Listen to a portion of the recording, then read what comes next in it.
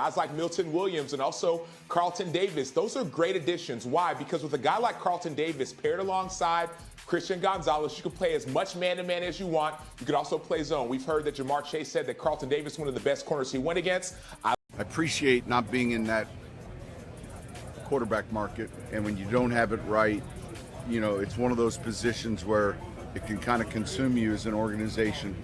The interior triangle of your passing game, the tight end, the running back, the third receiver, and it's hard to play that position if you're not able to attack the interior triangle of some of the looks we're getting defensively. This, I think, helps both. I think he did a better job than many people would have thought in terms of digesting what Sean Payton wanted to do. And then I think Payton did a good job of kind of tailoring the offense to him a year ago, and I think he'll continue to grow with it. So I would expect Bo Nix to continue to play at a high level. Thought he was a more accurate passer than I was anticipating him being in year one.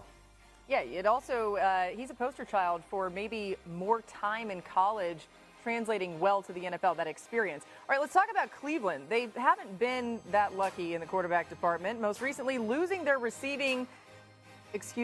the news that Deshaun Watson would miss more time next year. So it just keeps coming, all right? Earlier today, Browns owner Jimmy Haslam had shared his thoughts on their decision to trade for Deshaun Watson, saying, quote, "We took a big swing and missed with Deshaun. We thought we had the quarterback, we didn't, and we gave up a lot of draft picks to get him. So we've got to dig ourselves out of that hole." Sam, we've heard so many different players being tied to the Browns with that number 2 pick. Assuming the Titans draft Cam Ward first overall, should Cleveland get Shedeur Sanders? Yes, full stop. They should absolutely get Shedeur Sanders.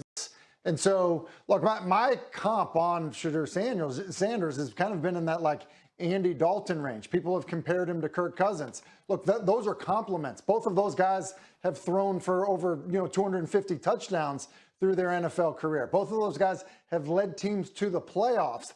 But, when you're talking about the top half of round one, look, again, you're looking for elite traits, and he just doesn't have those. Now, look, you're going to have to beat the market at quarterback, so you're going to have to draft a rookie quarterback at some point because of what's happened with the Deshaun Watson deal. Yeah, it's well said, Tim. I mean, the hard part about all that is thinking that you would have to pass on Travis Hunter, Abdul Carter, most likely there, and take a quarterback that, to Tim's point, maybe is not at the skill level that you'd want him to be. We'll see how it all shakes out. Coming up, head coach back to NFL Live. Ooh, under the banner. Let's go. Time for some top stories with Adam Schefter. Adam, lots going on in those league meetings with the proposal to ban the Tush push. Fill us in on everything we need to know.